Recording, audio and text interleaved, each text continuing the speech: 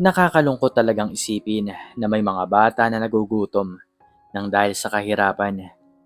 Sa murang edad ay sinusubok agad ng mga problema ng buhay. Itinutulog na lamang ang pangangasim ng sikmura dahil walang pera na ibibili ang mga magulang.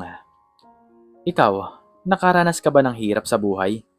Tapos, makakarinig ka pa ng panghusga ng ibang tao na may kaya sa buhay? Kung ganon ay tunghayan niyo po ang istoryang ito na tiyak ay kapupulutan niyo ng aral. Sa liblib na lugar ng Santa Cruz, Laguna, kung saan ang mga kalsada ay lupa at ang tanging ilaw sa gabi ay mula sa mga gasera. Lumaki si Emil.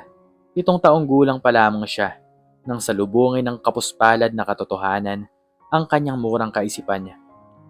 Ang kanyang ina, halos sa gulang na 40, ay nagtatrabaho bilang labandera sa bayan. Habang ang kanyang ama ay nagpupumilit na kumita sa pangingisda, na kadalasang umaasa lamang sa biyaya ng dagat. Dahil dito, ang tanghalian ni Emil sa eskwela ay laging isang supot ng nilagang kamote. Araw-araw, kapag tumutunog ang kampana para maghapunan, si Emil ay maghahanap ng sulok sa ilalim ng mangga, sa likod ng lumang eskwelahan. Doon, tahimik siyang uupo, marahang hihimayin ang balat ng kamote at pilit na lulunukin ng bawat subo. Ang kanyang mga mata ay laging nakatungo, takot na makita ng kanyang mga klase ang kanyang simpleng baon, na labis na kaiba sa kanilang mga kanin, ulam, at minsan pa nga mga candy. Hindi lang gutom ang kanyang nararamdaman, kundi pati na rin ang matinding hiya. Isang bigat na dinadala niya sa kanyang munting balikat. Ngunit may isang pares ng mata ang nakapuna sa kanyang tahimik na pagdurusa, si Ginang Mirna Reyes, na mas kilala bilang Ma'am Mirna. Ang kanyang guro sa grade 1, si Ma'am Mirna, ay isang dalagang guro na halos 2 dekada nang nagtuturo. Kilala siya sa kanyang malambing na tinig at pasensya sa mga bata. Ngunit mayroon din siyang kakaibang talas ng paningin para sa mga lihim na pasakit ng kanyang mga estudyante. Isang araw habang papalapit ang tanghalian, tahimik na lumabas si Ma'am Mirna sa silid-aralan. Bit-bit niya ang isang Tupperware na amoy adobo. Nakita niya si Emil sa ilalim ng mangga, tahimik na nagkakape habang nakatungo. Lumakad siya papalapit. Ang kanyang mga hakbang ay banayad at maingat. "Emil," malumanay na tawag ni Ma'am Mirna. Napapitlag si Emil. Mabilis na itinago ang supot ng kamote sa likuran niya. "Ano po yun, ma'am?" Ngumiti si Ma'am Mirna. Ang kanyang ngiti ay parang sikat ng araw sa isang maulap na umaga. "Kumakain ka na ba, anak? May sobra akong adobo dito. Baka gusto mong masubukan."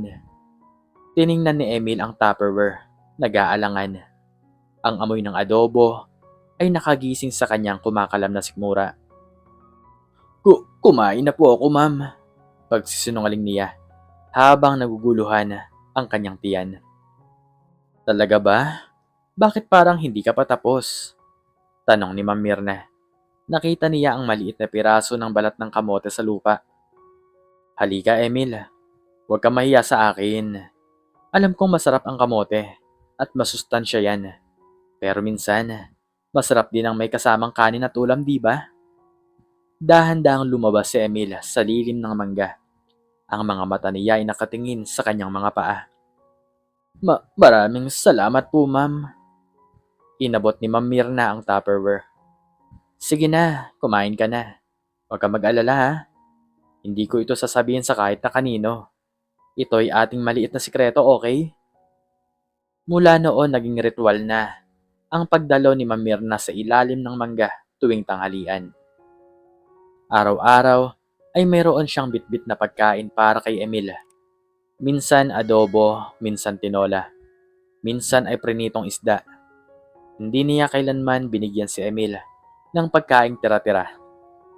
Pinipili niya ang sariwa at masarap, tila ba para sa sarili niyang anak. Palagi siyang nagbibigay ng sapat na kanin at ulam.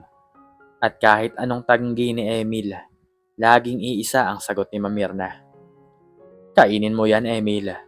Kailangan mo ng lakas para makapag-aral ka ng mabuti, di ba? Hindi mo kailangan magutom para matuto. Ang bawat subo ng pagkain na bigay ni Ma'am Mirna ay hindi lamang nagpuno sa sikmura ni Emil, kundi pati na rin sa kanyang puso. Ang hiya na dating bumabalot sa kanya ay dahan-dahang napalitan ng pag-asa at ng pagmamahal. Si Ma'am Mirna ang naging ilaw sa kadiliman ng kanyang kamusmusan, ang nagbigay sa kanya ng lakas na mangarap ng higit pa sa dilaw na kulay ng kamote. Ma'am, bakit po kayo laging nagbibigay sa akin ng pagkain? Tanong ni Emil isang araw habang kumakain sila sa ilalim ng mangga. Ngumiti si Ma'am Mirna. Hinagod ang buhok ni Emil. Kasi anak, naniniwala ako sa iyo, Emil. Naniniwala ako na balang araw, malayo ang mararating mo. Ang pagkain ay parang gasolina sa isip at katawan. Para makamit mo ang mga pangarap mo, kailangan mong maging malakas. Talaga po, nagniningning ang mga mata ni Emil. Oo, totoo yan. Kaya mag-aral ka ng mabuti ha. At balang araw, kapag naging matagumpay ka, huwag mong kalilimutan ang mga aral na itinuro ko sa iyo. Ang mga salitang yon ni Ma'am Mirna ang naging pangunahing inspirasyon ni Emil. Mula sa pagiging isang tahimik at mailap na bata, nagkaroon siya ng kumpiyansa sa sarili. Naging masigasig siya sa pag-aaral. Nagsumikap na abutin ang kanyang mga pangarap. Nang mag-high school, nanatili siyang matalino sa kabila ng patuloy na kahirapan. Ang kanyang mga magulang ay patuloy sa paghihirap, ngunit ang suporta ni Ma'am Mirna, kahit hindi na niya guro, ay nananatili. Minsan ay dinadalhan siya ni Ma'am Mirna ng pinaglumaang libro o binibigyan ng pambili ng gamit sa eskwela. Sa tuwing sinasabi nitong, "Pamana sa iyo ito mula sa akin." Ma'am, gusto ko pong maging arkitekto, sabi ni Emil kay Ma'am Mirna isang hapon. Isang linggo bago siya graduate ng high school. Gusto ko pong makagawa ng magagandang bahay. Yung matitibay po, parang yung pag-asa na binigay niyo po sa akin. Niyakap ni Ma'am Mirna si Emil. Alam kong magagawa mo yan, Emil. Makakamit mo ang anumang naisin mo. Basta't huwag kang susuko. Manalig ka lang. Nang umalis si Emil para magkolehiyo sa Maynila, bitbit niya ang mga aral at kasuyuan ni Ma'am Mirna. Nangako siya na babalik, na hindi niya ito kakalimutan. Ngunit ang buhay sa syudad ay puno ng pagsubok. Bukod sa pag-aaral, nagtatrabaho si Emil bilang part-time construction worker. Kailangan niya itong gawin para matustusan ang sarili at makatulong din sa pamilya. 4 na taon ang lumipas at kahit gaano kahirap ang umuwi sa probinsya, hindi niya kinalimutan ang ipinangako niya sa kanyang guro. Sa bawat pagsasanay niya sa paggawa ng plano ng bahay, laging nasa isip niya ang pangarap, isang bagong bahay para kay Ma'am Mirna. Isang bahay na kumakatawan sa lahat ng taos-pusong kabutihan na ipinagkaloob nito.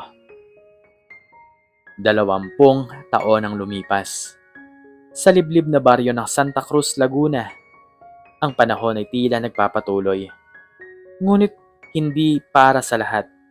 Si Ma'am Mirna ngayon ay nasa kanyang ika-65 taon, ay retirado na sa pagiging guro.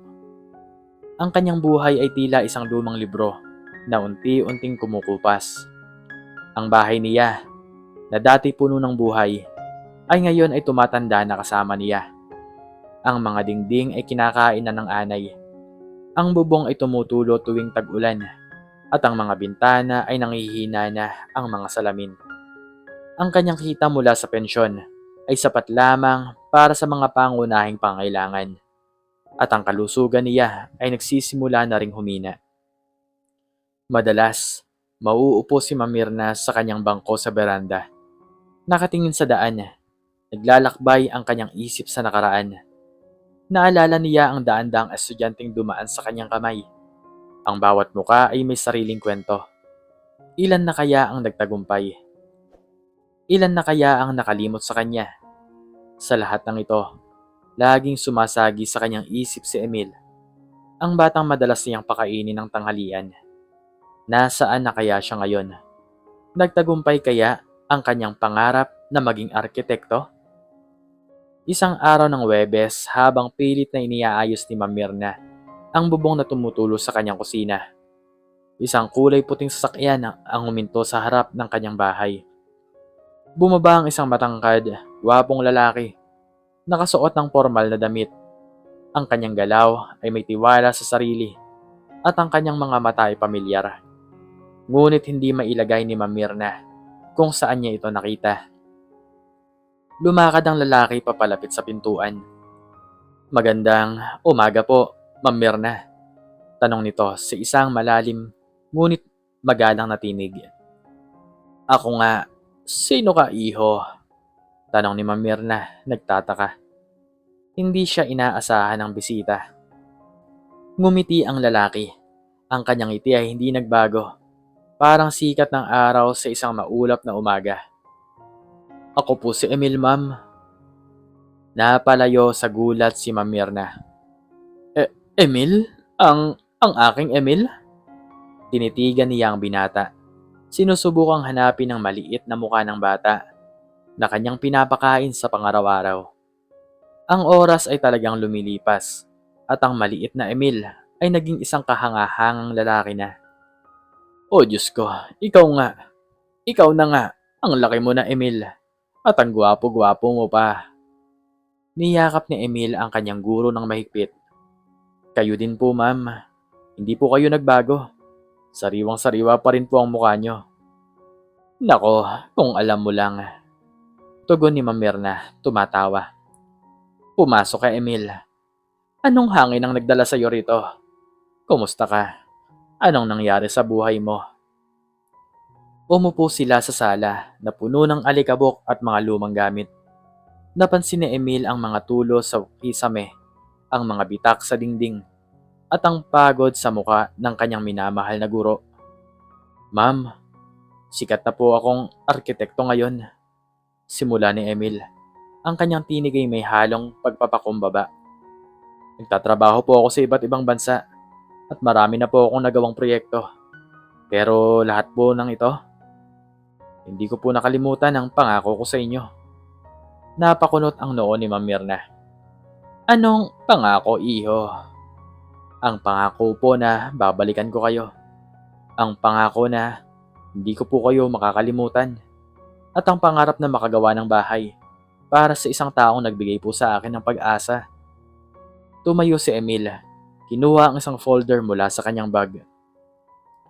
"Ma'am, naalala niyo po ba ang araw-araw na tinitingnan ko kayo na kumakain ng kamote habang binibigyan niyo ako ng pagkain?" Tumango si Ma'am Mirna. May mga luha sa mga mata. "Paano ko makakalimutan yun, Emil? Ang bawat subo ng adobo ng tinola ay parang pag-asa. Ang bawat salita niyo ay nagsisilbing liwanag sa aking madilim na mundo. Ang bawat kamote po na kinakain ko noon ay nagpapaalala sa akin kung saan po ako nanggaling, ma'am. At ang bawat pagkain na ibinibigay niyo po, ma'am, ay nagpapaalala sa akin kung saan po ako patungo. Hindi lang po kayo nagbigay ng pagkain, ma'am. Nagbigay po kayo sa akin ng pangarap, ng pananampalataya at ng pagmamahal. Dahil po sa inyo, ma'am, nakaahon po ako sa kahirapan. Dahil sa inyo, nagawa ko pong abutin ng pangarap ko." Inabot ni Emil kay Ma'am Mirna ang folder. "Ma'am, ito po. Ito po ang plano ng bagong bahay para po sa inyo." Tiningnan ni Ma'am Mirna ang mga nakalarawang disenyo, ang mga blueprint, ang kanyang mga kamay ay nanginginig. Bagong bahay? Anong sinasabi mo, Emil?" "Totoo po, ma'am. Bumili po ako ng lupa. Hindi po kalayuan dito, sa mas magandang lugar. At ako po mismo ang nagdisenyo ng bahay na ito para po sa inyo. Mayroon po itong 3 kwarto, malaking kusina, sariling banyo, at mayroon din po itong balkonahe kung saan pwede po kayong magpahinga at magmuni-muni. Ito po ang regalo ko sa inyo, ma'am, bilang pasasalamat sa lahat ng kabutihan at pagmamahal na ibinigay niyo po sa akin.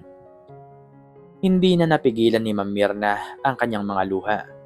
Ang kanyang mga mata ay puno ng pasasalamat at labis na kagalakan. Emil, anak ko, sobra-sobra to. Hindi mo kailangan tong gawin. Ang makita kang matagumpay ay sapat na sa akin. Hindi po, ma'am. Kulang pa po ito para sa lahat ng binigay niyo sa akin. Ang bawat piraso po ng pagkain na ibinibigay niyo ay nagkakahalaga ng higit pa sa anumang kayamanan. Hindi niyo lang po ako binusog, ma'am. Binuhay niyo po ang kaluluwa ng isang batang nawawalan ng pag-asa. Binigyan niyo po ako ng kinabukasan. Tumayo si Emil at lumuhod sa harapan ni Ma'am Mirna. Kaya po, ma'am, tanggapin niyo po to. Hayaan niyo po akong suklian kahit papaano ang inyong pagmamahal. Hayaan niyo po ako makita kayo na mamuhay ng masaya at komportable sa inyong bagong bahay. Niyakap ni Ma'am Mirna si Emil, mahigpit na mahigpit. Ang kanyang mga luha ay patuloy sa pag-agos. Hindi na dahil sa kalungkutan, kundi nang dahil sa kaligayahan. Salamat, Emil. Maraming salamat. Hindi ko alam kung anong sasabihin ko sa'yo. Hindi ko kailanman inaasahan ang bagay na to. Hindi niyo po kailangan magpasalamat, ma'am. Ito po ay galing sa puso. Kayo po ang nagturo sa akin ng tunay na kahulugan ng pagbibigay. At ang aral na yon ay hindi ko kailanman makakalimutan. Mula sa araw na yon, nagsimula ang pagtatayo ng bagong bahay ni Ma'am Mirna. Bawat kahoy, bawat semento, bawat disenyo ay may kwento ng pasasalamat at pagmamahal. Tuwing binibisita ni Emil ang kanyang guro, laging may dala siyang pagkain. Hindi na kamote, kundi masarap na ulam na pinagsasaluhan nila. Ang kwento ni Emil at Ma'am Mirna ay naging patunay sa buong Santa Cruz, Laguna na ang kabutihan na hindi kailanman nawawala. Ito ay lumalago, nagbubunga at bumabalik sa nagbigay sa mga paraang hindi natin inaasahan. Ang isang guro na nagbigay ng pagkain at pag-asa sa isang kapuspalad na estudyante ay nasuklian ng isang bagong simula, isang bagong bahay at ang walang hanggang pasasalamat ng isang puso na kanyang tinulungang hubugin. Ang dating guro na hirap na sa buhay ay nakakita ng bagong liwanag sa pagtatapos ng kanyang paglalakbay. Salamat sa binhi ng kabutihan na kanyang itinanim, na ngayon ay malago ng punong kahoy. Ikaw, ano ang natutunan mo sa istoryang ito? Makiki-comment naman sa baba kung anong iyong natutunan. At hanggang dito na lamang po nagtatapos ang aking istorya. At sana po ay nagustuhan niyo ito. Please like, share, and subscribe. And click the notification bell para palagi po kayong updated sa mga bago ko pa pong istorya. Muli ay maraming salamat po. At God bless us all.